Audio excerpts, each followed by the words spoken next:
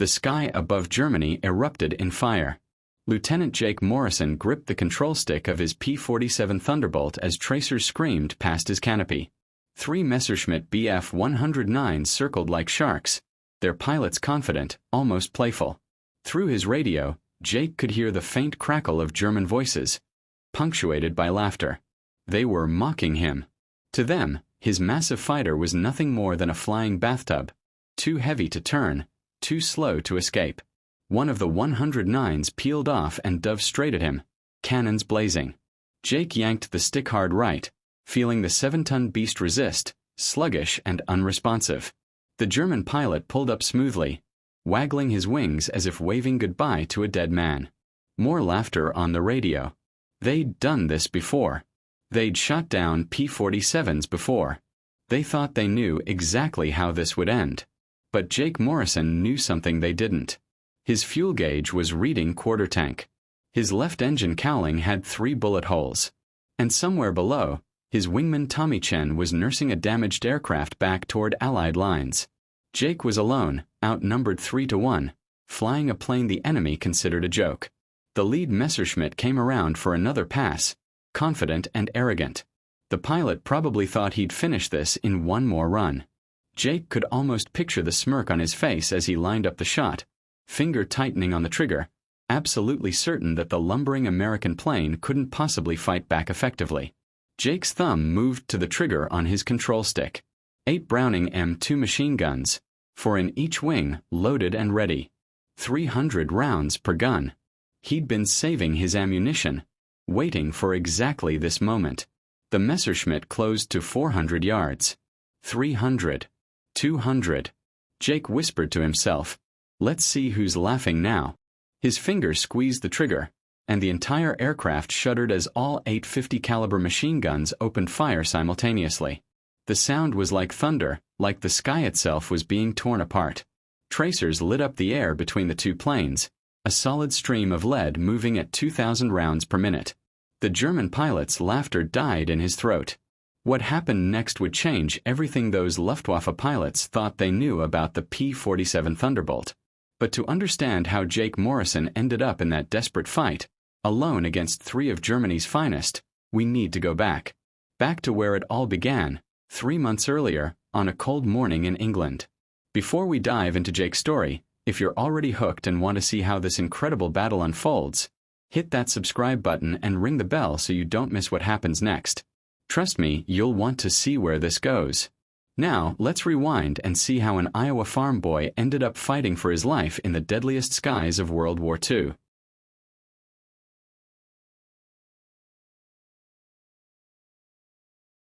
Three months earlier, the fog hung thick over the airfield at RAF Bodney in eastern England.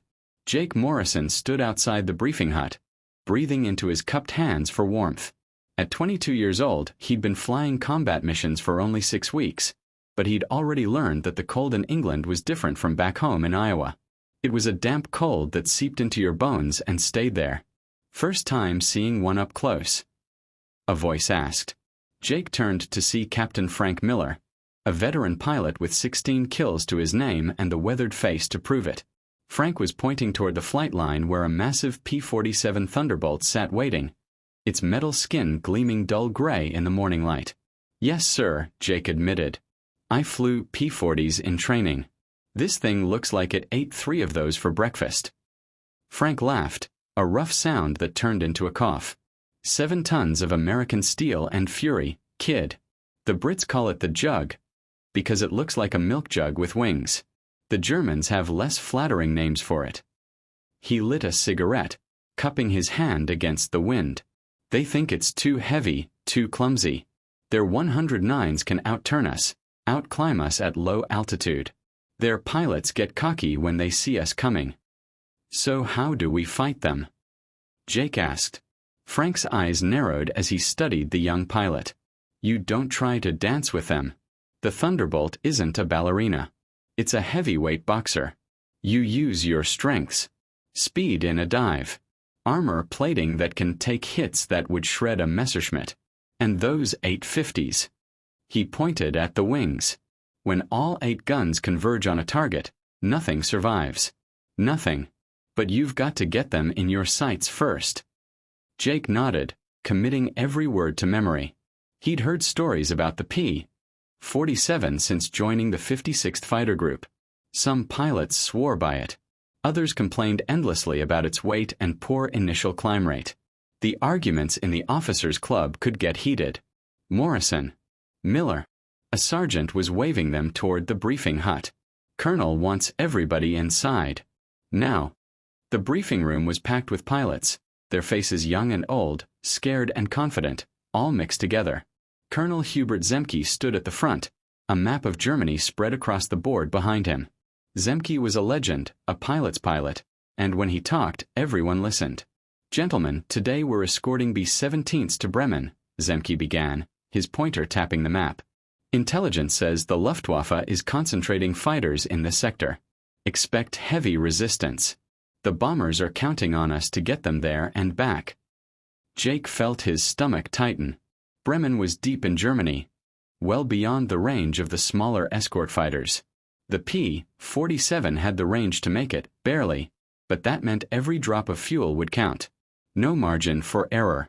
No second chances. "Morrison, you'll be flying as number 4 in red flight, wingman to Lieutenant Chen," Zemke continued. "Stay tight, watch your leader, and for God's sake, don't try to turn with a 109. Use your speed, use your guns, and come home alive." Questions. Nobody spoke. There were never questions at these briefings. Just the quiet acceptance of what had to be done.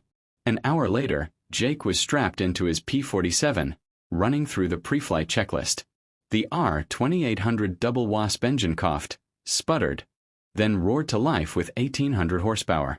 The whole aircraft vibrated around him like a living thing. Through his canopy, he could see Tommy Chen giving him a thumbs up from the next plane over. Tommy was Chinese-American from San Francisco, and one of the best natural pilots Jake had ever seen. They'd become friends quickly, bonding over late-night card games and shared nervousness about combat. Tommy had 3 kills already. Jake had none. "Red flight, this is Red Leader," Frank Miller's voice crackled through Jake's headset. "Form up and follow me. Stay sharp up there." One by one, the Thunderbolts roared down the runway and climbed into the gray English sky. Jake tucked in close to Tommy's wing, watching the countryside fall away beneath them. Farmland, villages, the English Channel sparkling in breaks between the clouds. And beyond that, somewhere in the haze, Germany waited. They crossed the coast at 15,000 feet, climbing steadily. The bomber formation was ahead, a massive box of B-17 flying fortresses, their metal bodies reflecting the sun. Beautiful and terrible at the same time. Each one carried 10 men who were counting on fighters like Jake to keep the German interceptors away. "Bandits, 11 o'clock high." The call came sudden and sharp. "Count 12, no, 15 bogies inbound." Jake's heart hammered against his ribs. He scanned the sky, searching for the dark specks that would be enemy fighters. There, coming out of the sun, exactly where they'd want to be. Messerschmitt 109s, sleek and fast, diving toward the bomber formation. "Red flight, engage. Engage." Frank's voice was calm despite the chaos erupting around them. Jake pushed his throttle forward and followed Tommy into the fight. The sky that had been empty seconds ago was suddenly full of twisting, turning aircraft. Tracers crisscrossed the air. A B-17 trailing smoke. A parachute blossoming white against the blue. The radio exploded with voices, warnings, curses, prayers. A Messerschmitt flashed past, so close Jake could see the pilot's face. Young, maybe younger than him, eyes wide with concentration. Jake tried to turn with him, but the P-47 responded slowly, ponderously. By the time he came around, the German was gone. "Stay with me, Jake." Tommy's voice cut through the noise. "Don't chase them. Protect the bombers." They dove back toward the B-17 formation. 2 more 109s were making runs at a straggling fortress, its number 3 engine dead and windmilling. Jake lined up on the trailing Messerschmitt, waited until the image filled his gun sight, then pressed the trigger. The 8 guns hammered, and Jake felt the recoil shake his entire aircraft. Tracers reached out, falling short by 50 yards. He adjusted, fired again. This time pieces flew off the 109's tail. The German pilot broke hard left and climbed away, smoke trailing. "Good shooting," Tommy called. "That's a damage claim for sure. Now let's get these boys home." But getting home would prove harder than either of them imagined. As they turned west, Jake noticed his fuel gauge. The needle sat lower than it should. Much lower. Either he'd burned more fuel in the fight than he thought, or he had a leak somewhere. Either way, he was in trouble. The bomber stream was already heading back toward England. The surviving B-17s grouped together for mutual defense. Jake and Tommy climbed to rejoin Red Flight, but before they reached formation altitude, Tommy's voice crackled through the radio, tight with tension. "Jake, I'm hit. Something got my oil cooler. Temperatures climbing fast." Jake pulled alongside Tommy's P-47 and looked over. Black oil was streaming from beneath the cowling, coating the windscreen. Tommy was flying blind, navigating by instruments alone. "Red leader, this is Red 4, Jake called. Red 3 is damaged and needs escort back to base." There was a pause. Then Frank's voice came back. "Roger that, Red 4. Stay with him. We'll see you back at Bodney. Good luck." Just like that, Jake and Tommy were alone. Two P-47s limping toward England with damaged aircraft and dwindling fuel. Behind them, somewhere in the German sky, enemy fighters were still hunting. What Jake didn't know was that 3 Messerschmitt pilots had seen them break away from the formation. 3 hunters who'd been frustrated by the tough American fighters all day. 3 pilots who'd just found what looked like easy prey. The North Sea stretched beneath them like hammered steel, cold and unwelcoming. Jake kept his eyes moving, scanning the sky in all directions. Tommy's P-47 was struggling. The engine temperature gauge buried in the red. Oil continued to stream across his windscreen, thick and black. "How you doing, Tommy?" Jake asked, trying to keep his voice steady. "Been better," Tommy replied, and Jake could hear the strain. "Can't see anything forward. Navigation is guesswork. And this engine sounds like it's trying to tear itself apart." Jake checked his own fuel gauge again. Still dropping. He did the math in his head and didn't like the answer. They were maybe 30 minutes from the English coast, but he'd be running on fumes by then. Maybe not enough to make it back to Bodney. Maybe enough to ditch in the channel and hope the rescue boats found them before the cold water did. "We're going to make it," Jake said, more to convince himself than Tommy. 20 more minutes and we'll see the White Cliffs. Then it's just a quick hop to base. Piece of cake." "You're a terrible liar, Morrison," Tommy said, but there was a hint of a laugh in his voice. "My grandmother tells more convincing stories, and she doesn't speak English." That's when Jake saw them. 3 dark shapes, high and behind, coming out of the sun. For a moment he hoped they were friendlies. Maybe other P-47s heading home. But the silhouettes were wrong. Too sleek. Too fast. The distinctive angular lines of Messerschmitt Bf-109s. "Tommy, we've got company," Jake said quietly. 3 109s, 6 o'clock high, closing fast. Tommy's response was immediate and calm. The voice of a pilot who'd accepted what was coming. "Can't dogfight them, not with this engine. Can't outrun them. I'm sitting duck, Jake." "Not happening," Jake said firmly.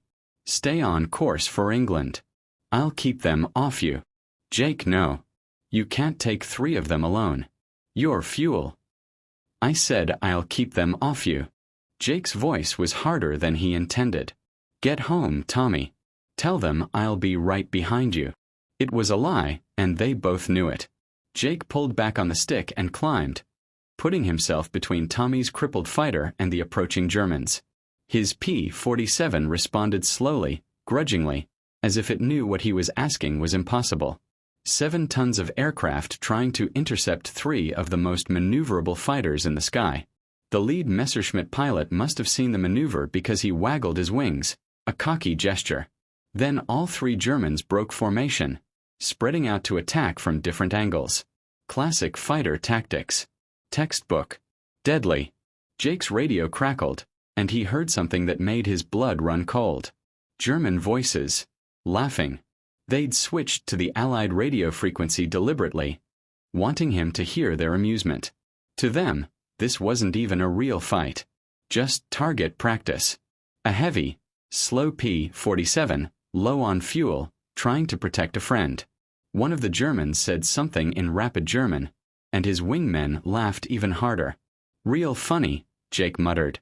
He armed his guns and checked his ammunition counters. All 8 guns showed full loads. He hadn't fired much during the bomber escort. That was good. He was going to need every single round. The first 109 came in fast and high, the pilot clearly planning to make a single pass and be done with it. Jake waited, watching his angle, calculating.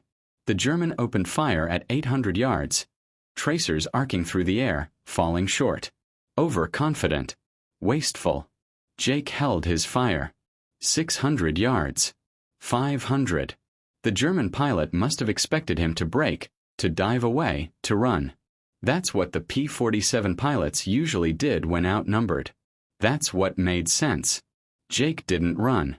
At 300 yards, when the Messerschmitt filled his gun sight, Jake squeezed the trigger. 850 caliber machine guns erupted simultaneously, and the sky between the two aircraft became a solid wall of lead. The combined firepower was devastating, overwhelming. No aircraft could fly through that storm. The German pilot realized his mistake too late. He tried to brake left, but pieces were already flying off his wing. His canopy shattered. Smoke poured from his engine. The Messerschmitt snap-rolled and went into a spin, trailing fire. Jake didn't watch him fall. The other 2 were already positioning for their attack runs. Red 4, this is Red Leader, do you copy? Frank Miller's voice cut through the static. Morrison, if you can hear me, help is on the way. 23rd Squadron is vectoring toward your position. Just hold on. Hold on. Easy to say from a safe altitude with a full flight of fighters. Jake was alone with 2 very angry German pilots who'd just watched their leader get shot down. And judging by the aggressive way they were maneuvering, they weren't laughing anymore. The second 109 came in low and fast, trying to get underneath Jake's aircraft where the P-47's bulk would make it hard to bring guns to bear. Smart. Experienced. Jake pushed the nose down and dove, using his weight as an advantage. The Thunderbolt accelerated quickly in a dive, and suddenly he was the one with the speed advantage. But the German was good. He pulled up sharply, rolling inverted to track Jake's movement. They passed canopy to canopy, so close Jake could see the pilot's face, see the iron cross painted on the fuselage. The German was older, maybe 30, with a thin mustache and cold eyes. They both fired at the same moment. Jake felt his aircraft shudder as 20mm cannon shells punched through his left wing. Alarms screamed in his cockpit. Hydraulic pressure dropping. Oil temperature climbing. The P-47's legendary durability was being tested. But he'd gotten hits too. He'd seen his tracers walk across the Messerschmitt's engine cowling, seen the smoke, seen the German's expression change from confidence to concern. They both broke away, circling, assessing damage. Jake's P-47 was hurt but still flying. The German's 109 was trailing white smoke. Coolant probably. Not fatal but serious. The third Messerschmitt had been circling above, waiting for his chance. Now he dove, screaming down from 10,000 feet, building up speed for a killing blow. This pilot was different from the others. No showboating. No fancy maneuvers. Just a professional killer who'd found an angle and was taking it. Jake saw him coming, but there was no time to react. The P-47 was sluggish from the damage, and his own fuel situation was becoming critical. The engine was starting to cough, sputtering as it sucked air from nearly empty tanks. The German opened fire at 600 yards. Long range but effective. His cannon shells walked up toward Jake's aircraft, marching across the sky like deadly footsteps. Closer. Closer. This was it. This was how it ended. Jake Morrison, farm boy from Iowa, 22 years old, never got to see his family again. Never got to tell his kid sister about flying. Never got to. The German's aircraft exploded. One moment it was there diving in for the kill. The next moment it was a fireball. Pieces tumbling through the sky. Jake blinked, not understanding what had just happened. Then he saw them. 4 P-47s, diving out of the sun, guns blazing. The 23rd Squadron, arriving exactly when Frank had promised. The lead pilot had gotten a perfect deflection shot on the 3rd Messerschmitt, catching him focused entirely on Jake. The remaining German pilot with the smoking engine took one look at the odds and ran, diving away toward the French coast, trailing white vapor. Red 4, this is checkmate leader, a new voice said on the radio. We've got you covered. Let's get you boys home. Jake took a shaky breath. His hands were trembling on the control stick. Roger that, checkmate leader. Thanks for the assist. Thank Frank Miller. He called in every favor he had to get us out here. Now let's move before more bandits show up. The flight back to England was a blur. Jake's fuel gauge was showing empty, running on vapor and prayers. Tommy's engine finally seized completely 10 miles from the coast, and he had to restart it twice, coaxing it back to life with a mixture of threats and pleading. They crossed the English coastline at 2,000 feet, both aircraft trailing smoke, both pilots exhausted. RAF Bodney appeared through the haze like a vision of heaven. Jake had never been so happy to see an airfield in his life. Tommy landed first, his P-47 rolling to a stop at the end of the runway, engine dead, smoke pouring from every panel. Emergency crews rushed toward him. Jake touched down 30 seconds later. His engine coughed once, twice, then died as he turned off the runway. He'd burned every drop of fuel getting home. Ground crew swarmed his aircraft as he popped the canopy. His legs were shaking so badly he could barely climb out. A mechanic steadied him as he descended the wing. "You okay, Lieutenant?" the mechanic asked. Jake nodded, not trusting his voice. He looked at his P-47, really looked at it for the first time since landing. The left wing had 3 cannon shell holes you could put your fist through. The fuselage was stitched with machine gun bullets. The tail had a chunk missing from a near miss. By all rights, he should have been dead 3 times over. "Tough bird," the mechanic said, patting the aircraft's side. "They don't go down easy, these jugs." Frank Miller appeared, walking across the tarmac with measured steps. When he reached Jake, he just stood there for a moment, studying him. "You disobeyed orders," Frank finally said. "Yes, sir. You engaged 3 enemy fighters alone, low on fuel, with a damaged wingman to protect." "Yes, sir. You got 1 confirmed kill and 1 probable, saved Chen's life, and brought your aircraft home despite taking hits that would have destroyed any other fighter." Jake didn't know what to say to that. Frank's stern expression broke into a slight smile. "The Germans were laughing at you on the radio. Did you hear them?" "Yes, sir. I heard them. I wonder if they're still laughing." Frank clapped him on the shoulder. "Get yourself to debriefing, then get some rest. Something tells me this war isn't done with you yet." As Jake walked toward the debriefing hut, he passed Tommy, who was being checked over by a medic. Tommy grinned and gave him a thumbs up. They'd made it. Against all odds, they'd made it home. But Jake couldn't shake the memory of those German voices, laughing at his P-47, so certain of their superiority.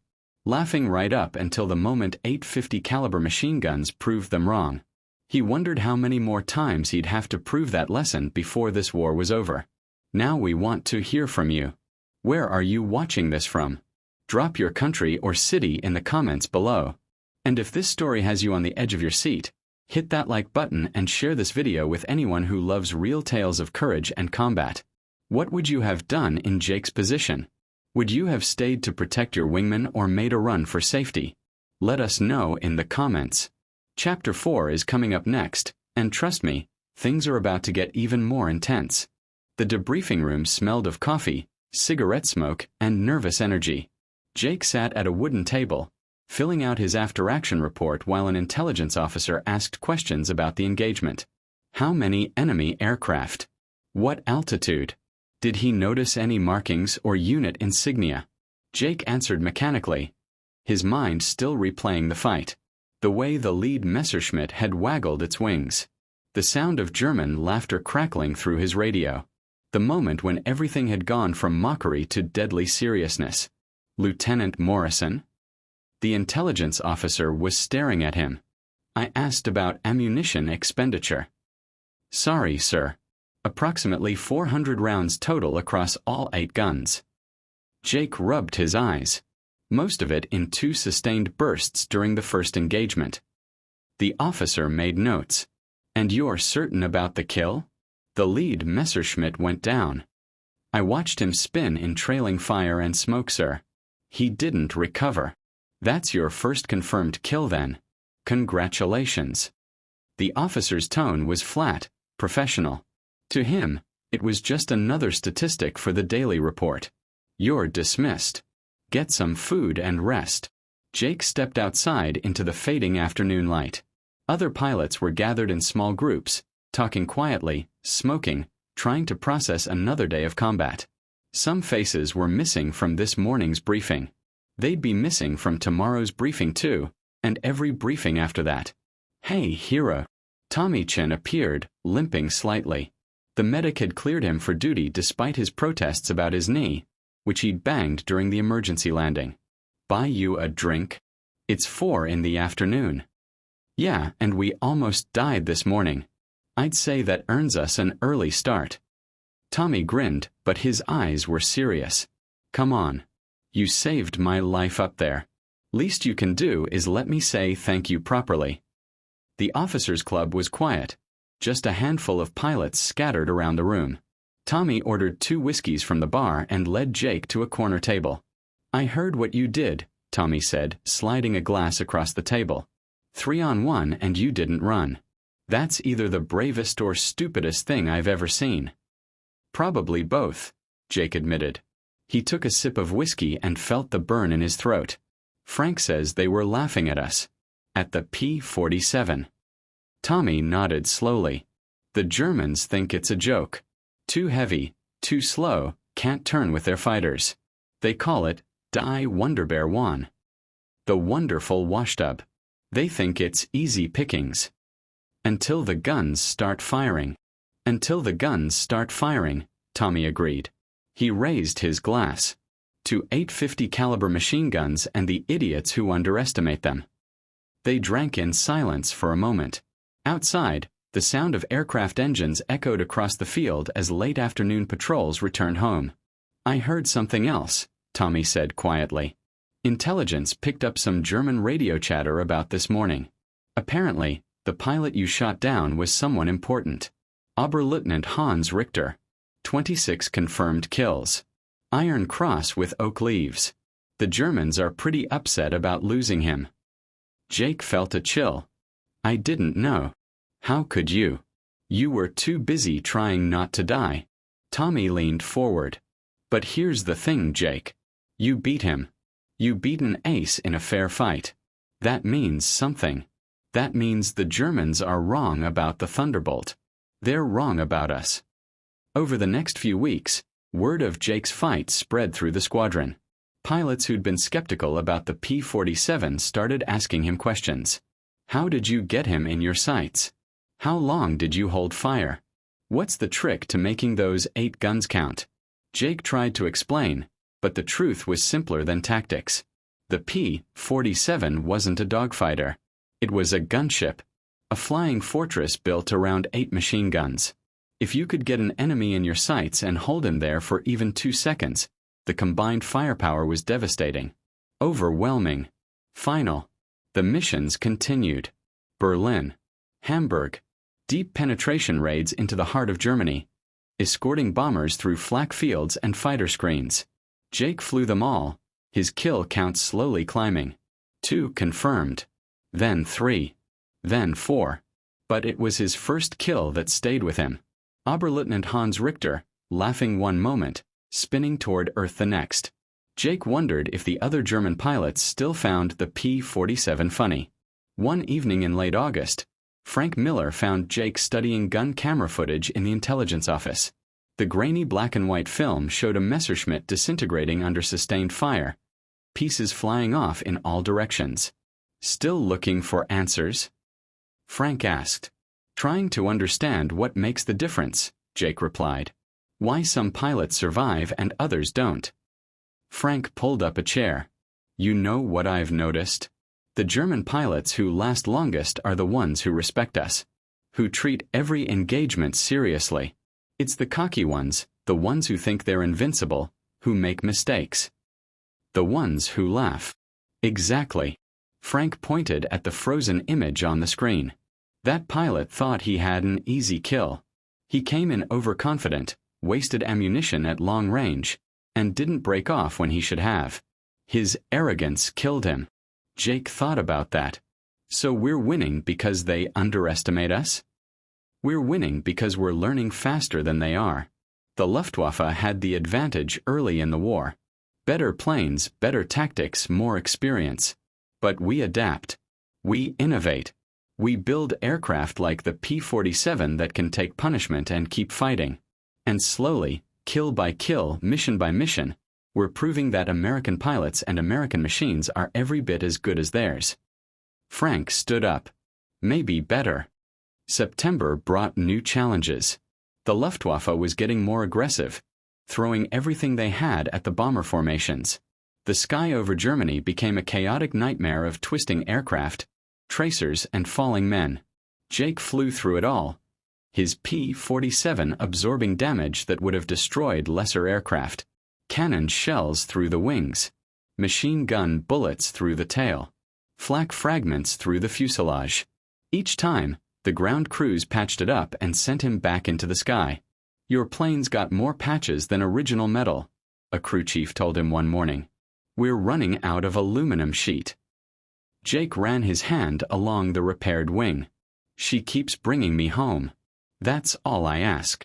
She's a tough bird, Lieutenant. They all are.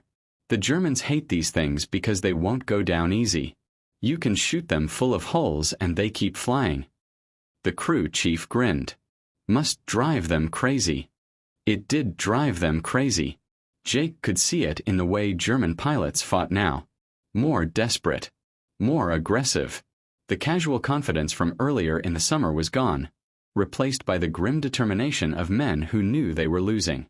The laughter had stopped. In early October, Jake got promoted to first lieutenant and given command of his own flight. 4 aircraft. For pilots looking to him for leadership. It was terrifying and exhilarating at the same time. Tommy remained his wingman, now flying as his number 2. The other 2 pilots were fresh from training, baby-faced kids who'd never seen combat. Eddie Walsh from Boston, barely 20 years old, and Marcus Johnson from Georgia, who spoke with a slow drawl that made him sound calm even when his aircraft was on fire. Listen up, Jake told them before their first mission together. The Germans are going to look at our P-47s and think they're slow, heavy, easy targets. They're going to get cocky. Let them. Let them come in confident and arrogant. Then you show them what 850 caliber machine guns can do. What if they don't get cocky? Eddie asked nervously. Then you shoot them anyway, Tommy said, and everyone laughed. The mission was another bomber escort, this time to Schweinfurt where the Germans had ball-bearing factories. Intelligence predicted heavy fighter opposition. They weren't wrong. The Luftwaffe came at them in waves. Bf-109s and FW-190s, attacking from all angles, trying to break through to the bombers. Jake's flight dove into the chaos, their P-47s solid and steady amid the swirling dogfight. Marcus got his first kill, a 190 that made the mistake of trying to outdive him. Eddie damaged 2 but couldn't confirm either as kills. Tommy added another to his growing total. Jake found himself in a turning fight with a 109 whose pilot clearly knew what he was doing. They circled each other, each trying to get position, neither willing to break off. It was a test of skill and patience, and Jake knew he was outmatched in terms of maneuverability. So he stopped trying to outturn the German and did something unexpected. He pulled up into a steep climb, using his powerful engine to gain altitude quickly. The Messerschmitt followed, but the P-47's engine performed better at high altitude. Jake kept climbing until he felt the controls getting mushy, right at the edge of a stall. Then he kicked the rudder and snap-rolled, bringing the nose down in a split-S maneuver. The P-47 dove like a boulder, building speed rapidly. The German pilot tried to follow, but his lighter aircraft couldn't handle the stress. Jake heard metal screaming over his radio as the Messerschmitt's wings began to tear off. The German bailed out, his parachute blossoming white against the dark sky. "Blue flight, this is Blue leader," Jake called to his men. "Reform on me. The bombers need us." They rejoined the formation, for P-47s in tight echelon, a wall of armor and firepower protecting the flying fortresses. German fighters made several more attempts to break through but were driven off each time. When they landed back at Bodny, all 4 aircraft were damaged but all 4 pilots were alive. That counted as a good day. That night, Jake found a letter waiting for him. His kid sister Sarah had written, talking about life back home in Iowa. The harvest had been good. Their dog had puppies. Normal things, peaceful things, a world away from the war. She ended the letter with a question. "Are you scared up there, Jake?" He sat down to write back, pen hovering over paper. "How did you explain fear to a 15-year-old girl? How did you describe the moment when enemy tracers flash past your canopy, when your radio fills with screams, when you watch good men fall from the sky?" Finally, he wrote, "Sometimes, yes. But I've got a good airplane and good friends, and we watch out for each other. The P-47 they gave me is tougher than you'd believe. The enemy used to laugh at it, but they're not laughing anymore. We're showing them what American ingenuity can do. Don't worry about me, Sarah. I'll be home before you know it." It was a lie, of course. The war showed no signs of ending soon. If anything, the fighting was getting more intense as the Allies pushed deeper into Europe. But it was the kind of lie you told the people you loved to keep them from worrying. The kind of lie that let them sleep at night. Jake folded the letter, sealed it, and dropped it in the outgoing mail. Tomorrow there would be another mission. More German fighters. More tests of skill and courage. More chances to prove that the P-47 Thunderbolt, that heavy, ungainly beast, was one of the finest fighters in the sky. And maybe, just maybe, a few more German pilots would learn not to laugh at the American machines or the American pilots flying them. Because when those .850 caliber machine guns started firing, the laughter always stopped. November brought steel-gray skies and missions that seemed to blur together into one endless battle. Jake's flight had become one of the most effective in the squadron, racking up kills and bringing damaged bombers home. But the cost was mounting. Eddie Walsh had been shot down over France, captured but alive according to Red Cross reports. His replacement, a pilot named Carl Hayes from Texas, lasted 3 missions before taking a cannon shell through his cockpit. Jake tried not to think about the empty chairs in the briefing room. The morning of November 18th started like any other. Cold coffee. Stale donuts. Colonel Zemke standing at the map board, pointer in hand. "Gentlemen, today's target is Gelsenkirchen," he announced. "Synthetic oil plants. The Germans need these facilities, which means they'll defend them hard. Expect every fighter they can throw at us." Jake studied the map. Deep penetration, right into the industrial heart of the Ruhr Valley. They'd be in enemy airspace for over an hour. Plenty of time for things to go wrong. "Weather forecast shows cloud cover breaking up around noon," Zemke continued. "That's good for navigation but bad for concealment. The Luftwaffe will see us coming from 50 miles out." After the briefing, Jake gathered his flight. Tommy, Marcus, and the new guy, a quiet kid from Michigan named Robert Pierce who insisted everyone call him Bobby. He was 19 and looked even younger. "Stay tight today," Jake told them. "Don't chase kills. Don't break formation unless I give the word. Our job is to protect the bombers, nothing else." Questions? Bobby raised his hand hesitantly. "Lieutenant, is it true what they say about German pilots radioing insults during combat?" Tommy snorted. "Sometimes." "Why?" "Just wondering if I should learn some German curse words to radio back." Despite the tension, everyone laughed. It felt good to laugh before a mission. It reminded you that you were still human, still alive, still capable of finding humor even at the edge of death. The formation took off at 9:30, 40 P-47s climbing into the morning sky. They rendezvoused with the bomber stream over the channel, nearly 200 B-17s in tight boxes, each one carrying 10 men and 4,000 pounds of bombs. Jake took his position high and to the right of the lead bomber group. From here, he could see the entire formation stretching for miles, a river of aluminum and steel flowing east toward Germany. Blue flight, check in, Jake called. Blue 2, good. Blue 3, all green. Blue 4, ready to rock and roll. Bobby's voice was steady. No trace of nervousness. They crossed into German airspace at 11:15. The clouds were breaking up just as forecast, patches of blue appearing between gray masses. Visibility was getting better, which meant the fighters would come soon. Bandits, 2 o'clock high. The call came from Red Flight, off to the north. Count 20 plus, looks like 109s and 190s mixed. Jake's eyes tracked to the coordinates. There they were, a swarm of dark specks diving out of the sun. Classic attack pattern. The Germans had done this 1,000 times before. Blue flight, stay alert, Jake said calmly. Let them commit to their attack run before we engage. Protect the bombers.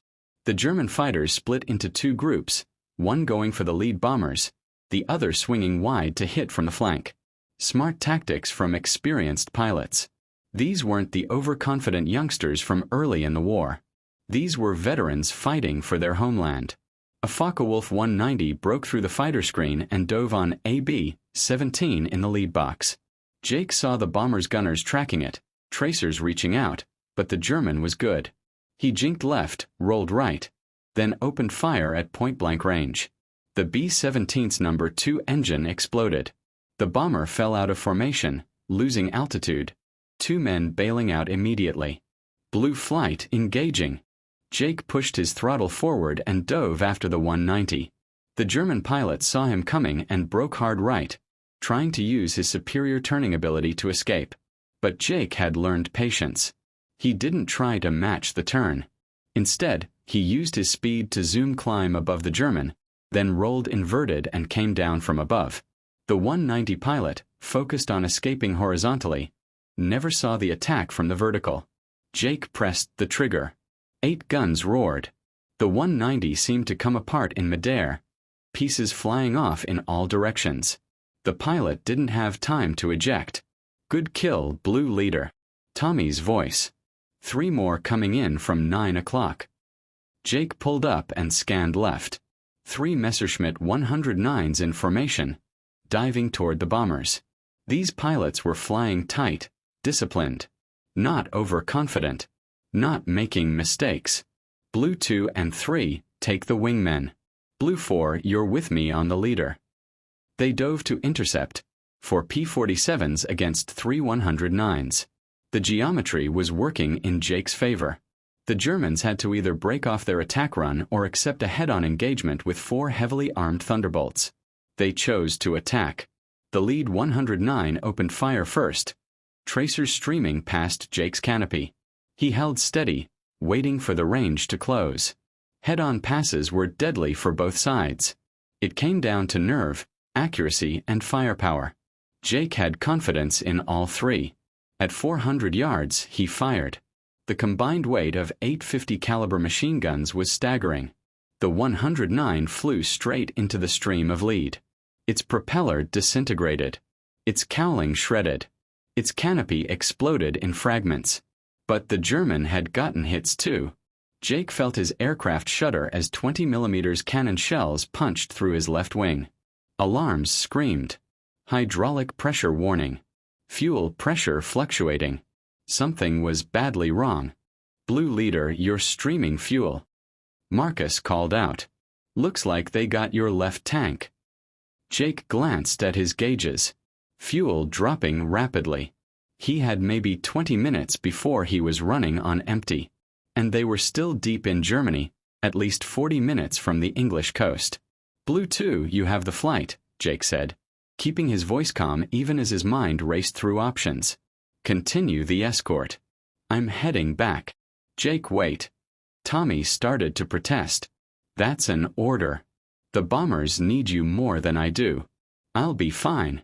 It was another lie. Jake was far from fine. He was losing fuel, losing altitude, and completely alone over hostile territory. But he couldn't let his flight break formation to escort him back. The bombers came first. Always. He turned west, nursing his damaged P-47, watching the fuel gauge drop. 15 minutes of fuel left. Then 10. The engine was running rough, probably debris in the fuel lines from the damaged tank. That's when he saw them. 3 Messerschmitts circling like sharks, clearly hunting for stragglers. They'd spotted him, spotted his trailing fuel vapor, spotted the obvious damage. Easy prey. A wounded American fighter, alone and defenseless. One of the German pilots rocked his wings in that familiar gesture of contempt. Through his radio, Jake heard it again. German voices. Laughter. They thought this was going to be easy. Another kill to paint on their fuselages. Another American pilot to shoot down. They hadn't learned. After a year of fighting P-47s, after watching their friends get shot down by those 8 machine guns, they still hadn't learned. Jake checked his ammunition counters. Still half full. The Germans had made the same mistake as Oberleutnant Richter all those months ago. They'd seen a damaged aircraft and assumed an easy victory. They were about to learn differently. The lead Messerschmitt peeled off for his attack run, confident and aggressive. Jake could almost see the smirk on the pilot's face. Through his headset, the German laughter grew louder, more mocking. Jake's hands tightened on the control stick. His fuel gauge was showing 5 minutes left. Maybe less. If he was going down, he was taking at least one of them with him. "Come on then," he whispered. "Let's see who's laughing when this is over." The Messerschmitt dove toward him, guns already firing, the pilot so certain of his kill that he was wasting ammunition at long range. Classic overconfidence. Classic mistake. Jake waited. Watched. Calculated. His P-47 was wounded but not dead. The engine was still running. The guns were still loaded. And he'd been in this exact situation before. The memory of his first kill flooded back. Richter diving in, laughing so certain. Then the moment of truth when 8 guns spoke and the laughter stopped forever. History was about to repeat itself. The German closed to 400 yards. 300. 200. Still firing, still confident, still laughing on the radio. Jake's finger moved to the trigger. This is where we want to hear from you again. If you're enjoying this story, smash that like button right now and share this video with your friends who love World War II history. The next chapter is where everything comes together, where Jake faces his greatest challenge yet. What do you think happens next? Can he survive against 3 enemy fighters with almost no fuel? Drop your predictions in the comments below. And if you haven't subscribed yet, do it now so you don't miss the conclusion of this incredible true story of courage in the skies. Time seemed to slow as the Messerschmitt filled Jake's gunsight. Every detail became crystal clear. The yellow nose spinner rotating at 3,000 RPM. The black crosses on the wings. The pilot's helmet visible through the canopy. Head tilted slightly as he adjusted his aim. Jake squeezed the trigger. The P-47 shuddered as all 8 guns erupted. The sound was like rolling thunder, a deep earth-shaking roar that drowned out even the engine noise. Tracers reached across the sky, every 5th round burning bright so Jake could see exactly where his bullets were going. They were going straight into the Messerschmitt. The German pilot's confidence evaporated in an instant. He'd expected return fire, but not this. Not a solid wall of lead that no aircraft could survive. Pieces exploded off his wings. His canopy shattered. His engine cowling disintegrated. In less than 2 seconds, the sleek fighter transformed into a tumbling wreck. The Messerschmitt snap-rolled to the right and went into a flat spin. Jake saw the pilot struggling with the canopy, trying to bail out, but the centrifugal force pinned him in place. The fighter fell away, spinning faster, trailing smoke and flame. Jake didn't have time to watch it crash. The other 2 Germans were already repositioning, and their laughter had turned to angry shouts in rapid German. They'd just watched their leader get blown out of the sky by a supposedly crippled American fighter. His fuel gauge was flickering now, the needle bouncing at the very bottom of the scale. 3 minutes left. Maybe 2. The engine was starting to cough, stuttering as it sucked vapor from nearly empty tanks. The second Messerschmitt came in high and fast, learning from his leader's mistake. This pilot wasn't showboating. He made a single perfect deflection shot from 500 yards out, fired a 2-second burst, then broke away before Jake could bring his guns to bear. It was textbook gunnery from a skilled pilot. 3 20mm cannon shells hit Jake's aircraft. One punched through the armored seat back, so close Jake felt the heat. Another tore off his radio antenna. The third hit somewhere in the tail section with a sound like a giant hammer striking sheet metal. The P-47 shook violently. The stick went mushy in Jake's hands. Elevator control was damaged, maybe severed completely. He could still roll and use the rudder, but pulling up or pushing down was nearly impossible. This was bad. This was very bad. "Come on, sweetheart," Jake muttered to his aircraft. "Just a little longer. Get me home and I promise I'll never complain about your weight again." The third Messerschmitt was circling, waiting for his wingman to finish the job. Standard two-plane tactics. One attacks while the other covers, ready to pounce if the target survives. Jake's engine coughed again, running rough. The fuel pressure gauge dropped to 0. He was flying on fumes now, literally seconds from the engine quitting entirely.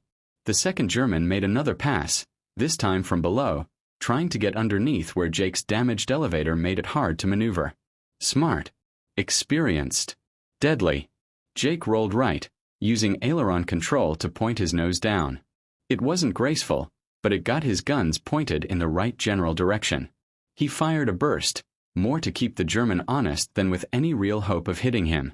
But sometimes luck mattered more than skill. One of Jake's bullets, just one out of the hundreds he'd fired, caught the Messerschmitt's coolant system. White vapor erupted from beneath the cowling. The German pilot's engine temperature started climbing immediately. Not fatal but serious. In enemy airspace, with a long flight home, serious enough to make him break off the engagement. The German waggled his wings, a gesture of respect from one pilot to another, and turned east. His wingman followed, both of them trailing vapor, both deciding that chasing one damaged American wasn't worth the risk of not making it home. Jake watched them go, hardly believing his luck. Then his engine coughed once more and died completely. The propeller windmilled for a few seconds, then stopped, frozen in the slipstream. Silence. After hours of constant engine roar, the quiet was almost peaceful. Jake could hear the wind rushing past his canopy, hear his own breathing, hear the creak of metal as the aircraft settled into a glide. He was over Germany, in a dead aircraft, with no hope of restarting the engine. The math was simple and brutal. He had altitude, maybe 12,000 feet, and that would give him about 15 miles of gliding distance if he was very careful. The English Channel was 40 miles west. "Well," Jake said aloud to no one, "this is going to be interesting." He trimmed the aircraft for best glide speed and pointed the nose west. Every mile closer to England was 1 mile less he'd have to walk if he survived the crash landing. Every mile was a better chance of being found by Allied forces instead of German soldiers. The landscape below was a patchwork of fields, forests, and small villages. Peaceful looking from altitude. Deadly up close when you were trying to land a 7-ton fighter with no power and damaged controls. Jake scanned for potential landing sites. That field looked long enough, but there were trees at the far end. That road was straight and clear, but power lines crossed it in 3 places. That meadow might work, except for the cows scattered across it. He was losing altitude fast. 10,000 feet. 9,000. 8,000. Time to make a decision. There. A farmer's field, recently harvested. The stubble brown and even. No trees. No power lines. No livestock. It wasn't perfect, but perfect wasn't available today. Jake lined up his approach, using rudder to steer since his elevator was barely functional. The ground rushed up to meet him. He was coming in fast, too fast, but he had no way to slow down. No flaps. No power. Just gravity and momentum. 500 feet. 400. 300. The field was right ahead, coming up fast. Jake braced himself, hands tight on the stick, feet on the rudder pedals. This was going to hurt. 200 feet. 100. The P-47 hit the ground hard, bounced, hit again. The landing gear collapsed immediately. The belly scraped along the ground with a shriek of tortured metal. Dirt and debris sprayed in all directions. The aircraft slewed sideways, tearing through the field, plowing a furrow 30 feet wide. Jake's head slammed against the canopy frame despite his harness. His vision blurred. The world spun. Metal screamed. Then, finally, miraculously, the P-47 stopped. Jake sat in the cockpit, stunned, trying to process the fact that he was still alive. His head throbbed. His shoulder ached where the harness had dug in. But he was alive. Against all odds, he was alive. He popped the canopy and climbed out onto the wing. His P-47 looked like it had been through a meat grinder. The left wing was shredded by cannon shells. The belly was torn open from the crash landing. The tail section was barely attached. It would never fly again. But it had brought him home. Well, not home exactly. He was still in Germany. But it had kept him alive, absorbed punishment that would have killed him in any other aircraft, and given him a fighting chance. "Thank you," Jake whispered, patting the battered fuselage. "You did good, sweetheart. You did real good." Then he heard voices. German voices. Shouting from the direction of the nearest village. Jake looked around. He was in an open field with no cover. His pistol held 8 rounds, which would be useless against even a small group of soldiers. Running was pointless. He'd be captured in minutes. So he sat down on the wing of his ruined aircraft and waited for the Germans to arrive. They came across the field at a jog, a mixed group of Wehrmacht soldiers and local farmers. About a dozen men, armed with rifles. They surrounded him quickly, professionally, weapons trained on his chest. An older sergeant stepped forward, studying Jake with careful eyes. He said something in German that Jake didn't understand. "Sorry, I don't speak German," Jake replied, raising his hands. The sergeant tried again in heavily accented English. "You are pilot?" "Yes. First Lieutenant Jake Morrison, United States Army Air Forces." "You come down my brother's farm." The sergeant gestured at the torn-up field. "He will not be happy about his turnips." Despite everything, despite being shot down and captured, Jake almost laughed. He'd just survived a 3-on-1 dogfight, flown 40 miles on fumes, crash-landed in enemy territory, and this German was worried about turnips. "I apologize for the turnips," Jake said. "It wasn't my first choice of landing sites." The sergeant almost smiled. "Almost. You fly the Thunderbolt. The Donnerschlag. We hear much about this aircraft. Very tough. Very dangerous. It saved my life today." "Yes. I believe this." The sergeant looked at the wreckage, at the bullet holes and cannon damage, at the way the aircraft had held together despite being shot to pieces. "We shoot these planes many times. They do not fall down easy. German pilots, they used to laugh at them. Not anymore." Jake was loaded into a truck and driven to a temporary holding facility in the nearest town. He'd be interrogated, processed, and eventually sent to a prisoner of war camp. The war was over for him. But as the truck drove away, Jake looked back at his P-47, battered and broken in the middle of a turnip field. The Germans who'd captured him stood around it, examining the 8 machine guns in the wings, counting the bullet holes, marveling at the abuse the aircraft had absorbed. They weren't laughing. They were looking at that ruined fighter with something like respect. And Jake realized that maybe, just maybe, he'd proven something important. Not just to the Germans, but to everyone who'd ever doubted the P-47 Thunderbolt. It wasn't the most elegant fighter. It wasn't the most maneuverable. But it was tough, it was powerful, and in the hands of a skilled pilot, it was absolutely deadly.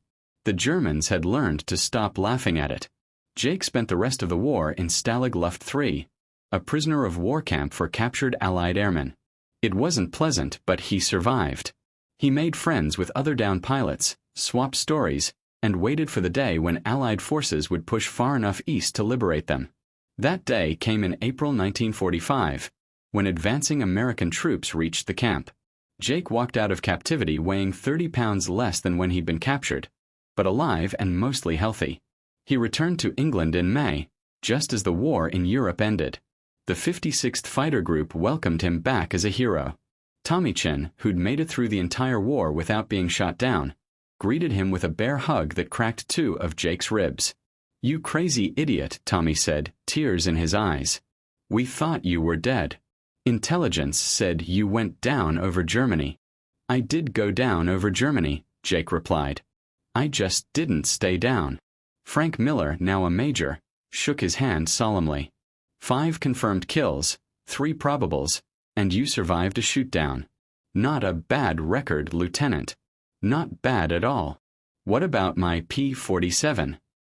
Jake asked. "The one I crashed. Any word on what happened to it?" Frank smiled. "Actually, yes. Intelligence reports say the Germans salvaged what they could and studied it extensively. Apparently, they were very interested in how it managed to stay in the air despite being shot to hell. They photographed every bullet hole, examined every structural component, analyzed the armor protection." He paused. The report from their engineers was essentially, "These Americans have built something terrifying." Jake felt a surge of pride. His aircraft, even in death, had taught the enemy a valuable lesson. The 56th Fighter Group was scheduled to return to the United States in June. Jake spent his last weeks in England visiting the field where his P-47 had been based, walking the flight line, remembering all the missions and all the men who hadn't made it home. On his final day, he received a letter. It was from Germany, passed through Red Cross channels, written in careful English. The writer identified himself as Hauptmann Ernst Weber, Luftwaffe, retired. The letter read, "Lieutenant Morrison, I am the pilot who engaged you on November 18, 1944. I was flying the Messerschmitt that damaged your aircraft before you crash-landed. I write to express my respect for your flying skill and courage that day. You fought well against poor odds.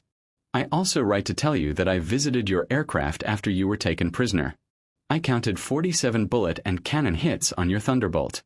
That you survived such damage is remarkable. That your aircraft continued flying is more remarkable still. In the Luftwaffe, we learned to respect the P-47. We learned not to underestimate it. Those who laughed at it early in the war did not laugh for long. I wish you good health and good fortune in peacetime. Perhaps our nations will not meet as enemies again. With respect, Hauptmann E. Weber." Jake read the letter 3 times, then folded it carefully and put it in his pocket. He'd carry it home with him, a reminder that even enemies could recognize courage and skill. That even in war, there was room for respect.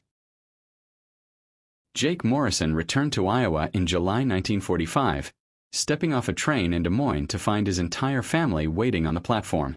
His mother cried. His father gripped his hand so hard it hurt. And Sarah, his kid sister, now 16 years old, threw her arms around him and wouldn't let go. "You promised you'd come home," she whispered. "I always keep my promises," Jake replied. "Just took me a little longer than expected." The farm looked exactly as he remembered it.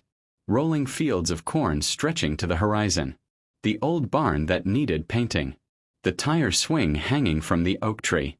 It was peaceful and quiet and completely removed from the war he'd left behind. But Jake found that peace was harder to adjust to than he'd expected. At night, he'd wake up sweating, hearing engine sounds that weren't there, seeing tracers that existed only in memory. His mother would find him standing in the yard at 2 in the morning, staring at the stars, trying to process everything he'd seen and done. "It takes time," his father told him one evening. They were sitting on the porch, watching the sunset.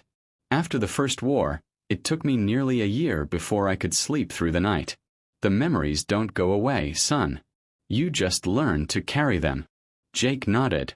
He was learning that winning the war was only half the battle. Learning to live after the war was the other half. Letters arrived from his former squadron mates. Tommy Chen had enrolled in engineering school in California, using the GI Bill. Marcus Johnson had gone back to Georgia and taken over his family's hardware store. Frank Miller was staying in the Air Force, training the next generation of fighter pilots. And one letter, forwarded through military channels, came from England. It was from a farmer named James Whitmore, who'd witnessed Jake's dogfight back in November 1944. "Dear Lieutenant Morrison, The letter read, "I wanted you to know that I saw your battle that day. I was working my field when 3 German fighters attacked you. I watched you fight back against impossible odds. I saw you shoot down 2 of them before your engine quit. The whole village talked about it for weeks. The brave American pilot who wouldn't quit. I kept some pieces from your aircraft as souvenirs, bits of metal with bullet holes. I'll save them for you if you ever want to visit England again. You're welcome in our village any time. Sincerely, James Whitmore." Jake wrote back immediately, thanking him for the letter. It felt good to know that people had witnessed what happened that day, that his fight hadn't been invisible, forgotten in the chaos of war. In September, Jake received an unexpected visitor.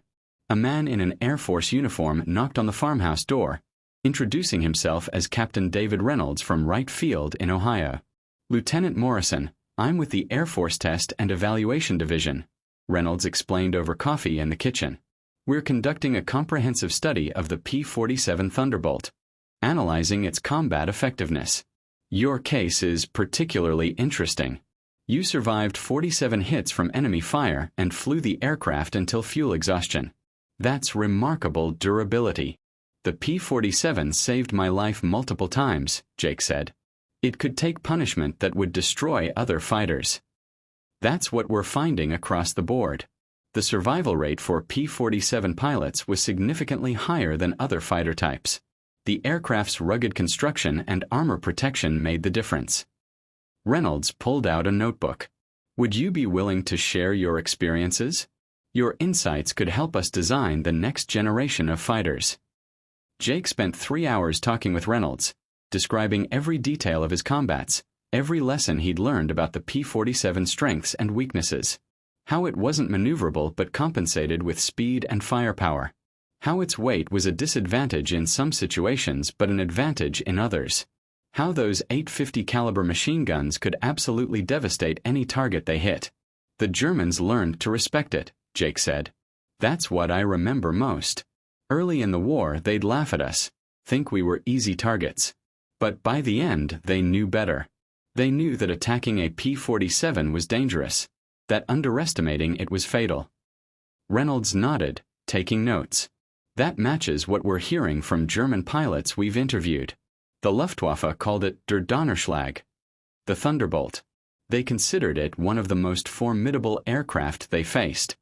After Reynolds left, Jake sat on the porch and thought about his war. 5 confirmed kills, 3 probables, 63 combat missions, shot down once, captured once, survived. His father joined him, settling into the old rocking chair. "That Air Force fellow seemed impressed with you." "He was impressed with the plane," Jake corrected. "I just flew it." "You did more than just fly it, son. You proved what American ingenuity could accomplish.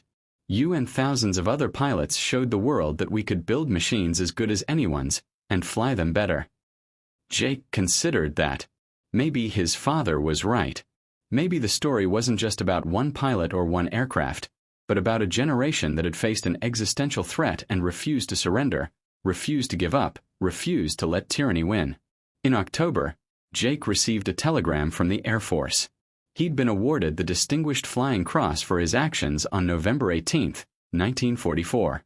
The citation read, "For heroism and extraordinary achievement while participating in aerial flight. First Lieutenant Jake Morrison distinguished himself by heroism while piloting a P-47 aircraft against enemy forces over Germany. Despite being outnumbered and low on fuel, Lieutenant Morrison engaged superior enemy forces, destroying 2 enemy aircraft and protecting friendly bombers. His actions exemplify the highest traditions of military service." The medal arrived a month later. Jake put it in a drawer and didn't look at it for years. Life moved forward. Jake enrolled in college, studying agriculture. He met a girl named Elizabeth at a dance, married her 2 years later, and started a family. The war became something he talked about rarely, and only when asked directly. But he never forgot the P-47 Thunderbolt. In 1958, Jake took his son Michael to an air show at a nearby Air Force base. They walked among the static displays, looking at modern jet fighters that made the P-47 look primitive by comparison.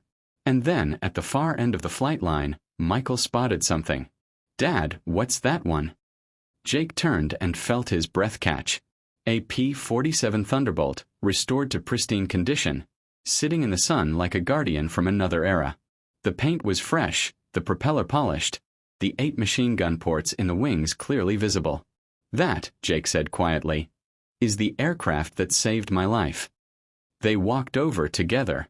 A young Air Force sergeant was standing guard, happy to answer questions from the gathering crowd. Jake stood back, letting Michael ask the questions, content to just look at the familiar lines of the fuselage, the massive radial engine, the thick wings that had carried him through so many battles. "Excuse me, sir," the sergeant said, noticing Jake. "You look familiar. Were you a pilot?" "A long time ago," Jake admitted. "Did you fly Thunderbolts?" "I did.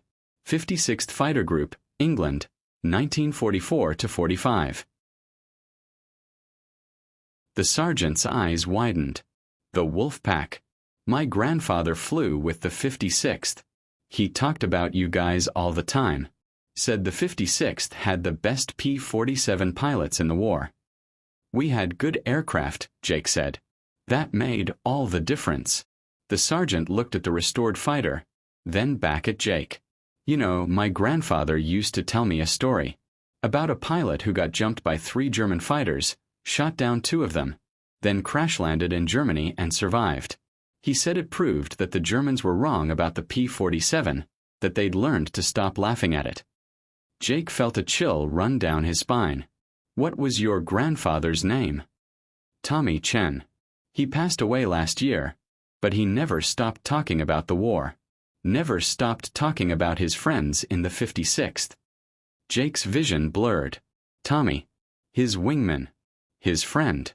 The man who'd flown beside him through dozens of missions. Gone now, but not forgotten. "Your grandfather was the best pilot I ever flew with," Jake said quietly. "He saved my life more times than I can count." The sergeant stood straighter. "He said the same thing about you, sir. Said you were the bravest man he ever knew." They talked for an hour, sharing stories, connecting across generations. Michael listened, hearing for the first time the full story of what his father had done in the war. The battles, the fear, the courage, the brotherhood of men who'd faced death together and come home. As they walked back to the car, Michael asked, "Dad, why don't you talk about the war more?" Jake thought about that. How did you explain that some memories were too heavy to carry in conversation? That some experiences defied words? That some things could only be understood by those who'd lived through them? "Because the men who didn't come home can't tell their stories," Jake finally said. "Talking about what I did feels like I'm taking credit for their sacrifice. They're the real heroes, Michael. The ones who never got to come home, never got to have families, never got to see how the world turned out. But you survived for a reason, Dad. You survived to tell their story, to make sure people remember." Jake looked at his son, this boy who was becoming a man, and realized he was right. The story wasn't about individual glory or personal achievement. It was about a generation that had faced impossible odds and prevailed. About machines built by American workers and flown by American pilots who refused to quit. About the lesson that underestimating your opponent could be fatal, that respect was earned through action, not words.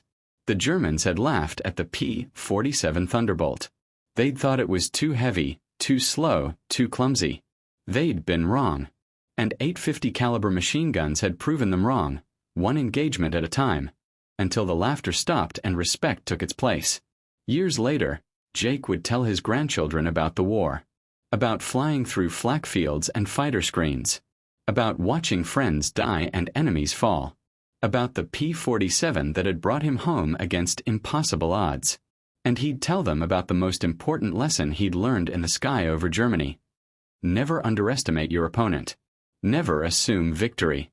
Never laugh at someone else's machine or methods until you've tested them in combat. Because in the end, it wasn't the aircraft that mattered most. It wasn't the guns or the armor or the engine. It was the pilot, the human being who climbed into the cockpit, strapped in and flew into danger because it needed to be done. The P-47 Thunderbolt was a magnificent machine, but it was the pilots who made it legendary. Jake Morrison lived to be 87 years old. He died peacefully in his sleep in 2010, surrounded by children, grandchildren, and great-grandchildren. At his funeral, a restored P-47 Thunderbolt performed a missing man formation, the lead aircraft pulling up and away, leaving an empty space in the sky.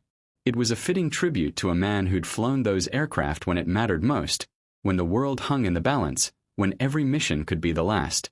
The Germans had laughed at the P-47 Thunderbolt.